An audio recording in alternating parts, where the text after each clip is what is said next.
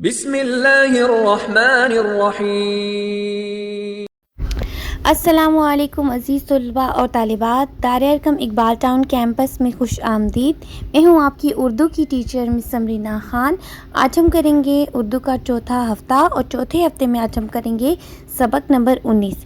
سب سے پہلے آج کی تاریخ لکھیں۔ آج کی تاریخ ہے 3 مئی۔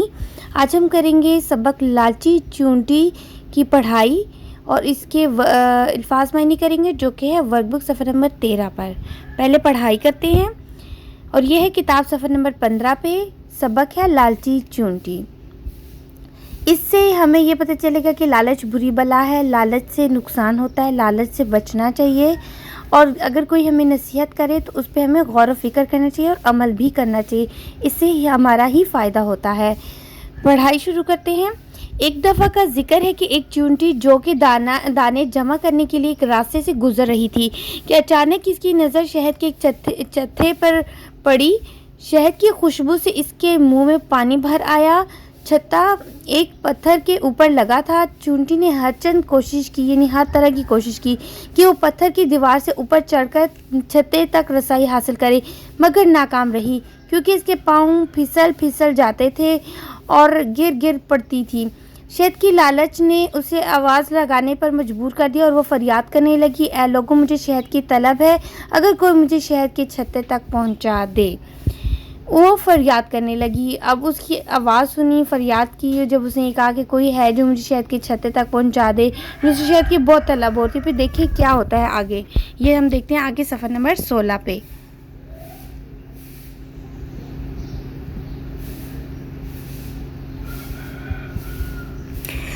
شہد کے چھتے تک پہنچا دے تو میں اسے معاوضے کے طور پر ایک جو پیش کروں گی۔ ایک پردار چونٹی ہوا میں اڑ رہی تھی۔ اس نے چونٹی کی آواز سنی اور اسے تنبیہ کرنے لگی، دیکھو، ایسا نہ ہو کہ تم چھتے کی طرف چل دو، اس میں بڑا خطرہ ہے۔ چونٹی بولی، فکر نہ کرو، مجھے پتا ہے کہ مجھے کیا کرنا ہے۔ پردار چونٹی بولی، وہاں شہد کی مکھیاں ہیں جن کے ڈنک ہیں۔ چونٹی بولی، میں شہد کی مکھیوں سے نہیں ڈرتی، مجھے شہد چاہیے۔ پردار چونٹی بولی، شہد چپکاؤ ہے، تمہارے ہاتھ پاؤں اس میں الجھ جائیں گے۔ چونٹی بولی، اگر یوں ہی ہاتھ پاؤں چپک جایا کرتے تو کوئی شہد نہ کھا پاتا۔ پردار چونٹی بولی، تم بہتر جانتی ہو، لیکن آؤ میری بات سنو اور شہد کا خیال چھوڑو۔ میں پردار ہوں اور تجربہ رکھتی ہوں، چھتے کی طرف جانا تمہیں بہت مہنگا پڑے گا اور ممکن ہے تم کسی مصیبت میں گرفتار ہو جاؤ۔ چونٹی بولی، اگر ممکن ہو تو اپنی مزدوری لو اور مجھے وہاں تک پہنچا دو۔ اگر تم ایسا کرنے سے قاصر ہو تو زیادہ جوش نہ دکھاؤ، مجھے کسی سرپرست کی ضرورت نہیں، اور جو نصیحت کرتا ہے مجھے ایک آنکھ نہیں بھاتا۔ پردار چونٹی بولی، ممکن ہے کوئی ایسا نکل آئے جو تمہیں وہاں تک پہنچا دے، لیکن مجھے اس میں کوئی بھلائی نظر نہیں آتی، اور جس کام کا انجام اچھا نہ ہو میں اس میں معاونت نہیں کرتی۔ معاونت کا مطلب ہوتا ہے مدد۔ چونٹی بولی، خواہ مخواہ خود کو خستہ و خراب نہ کرو، میں تو آج ہر قیمت پر چھتے تک پہنچوں گی۔ پردار چونٹی نے اپنی راہ لی، اور چونٹی نے پھر آواز لگائی، کوئی ہے جو مجھے شہد کے چھتے تک پہنچا دے اور معاوضے میں ایک جو مجھ سے وصول کر لے۔ اچانک ایک مکھی کا وہاں سے گزر ہوا۔ اس نے کہا، اے بیچاری چونٹی، تمہیں شہد کی طلب ہے اور تمہیں اس کا حق ہے، میں تمہاری آرزو بڑھلاتی ہوں، یعنی پوری کر لیتی ہوں، بڑھلانا پوری کرنا۔ چونٹی بولی، اللہ برکت دے، اللہ تمہاری عمر دراز کرے، تم ہو خیر خواہ جانور۔ مکھی نے چونٹی کو زمین سے اٹھایا اور اسے چھتے کے قریب بٹھا کر خود اڑ گئی۔ چونٹی حد درجہ مسرور تھی، یعنی خوش تھی، کہنے لگی، واہ واہ، کیسی سعادت ہے، کیسا چھتا ہے،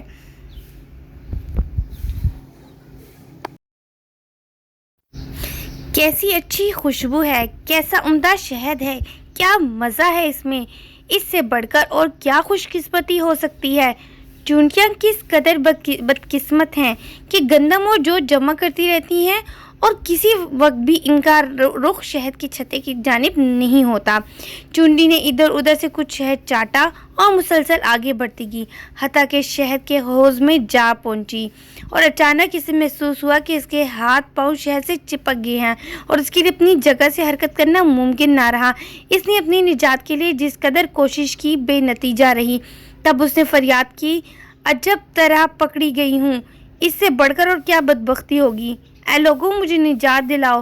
ہے کوئی جو مجھے اس چھتے سے باہر نکال دے اور میں اسے 2 جو انعام میں پیش کروں۔ اس وقت پردار چونٹی اپنے سفر سے واپس آ رہی تھی۔ اسے اس حال میں دیکھ کر پردار چونٹی کو بڑا دکھ ہوا اور اس نے فوراً اس کو مصیبت سے نکالا اور بولی، میں تمہاری سرزنش نہیں کرنا چاہتی، سرزنش کہتے ہیں سزا کو، لیکن اتنی بات ضرور کہوں گی کہ زیادہ لالچ گرفتاری کا سبب بنتا ہے۔ آج تو تمہارا نصیب بلندی پر تھا کہ میں اچانک یہاں پہنچ گئی، لیکن آئندہ محتاط رہنا، گرفتاری سے پہلے نصیحت کو غور سے سن لینا اور کسی مکھی سے مدد نہ مانگنا۔ مکھی چونٹی کی ہمدرد نہیں اور اس کے لیے چونٹی کا خیرخواہ ہونا ممکن نہیں۔ تو بیٹا آج کے سبق سے ہم نے سیکھا کہ خوشامد بری بلا ہے اور جب کوئی ہمیں نصیحت کرے تو ہمیں اس پر عمل کرنا چاہیے، اس کو سننا چاہیے۔ اس کی آپ لوگوں نے بہت اچھے سے پڑھائی کرنی ہے۔ اب ہم اس کے کریں گے الفاظ معنی۔ یہ ہے ورک بک صفحہ نمبر 13، اس میں ہے لالچی چونٹی کے الفاظ معنی۔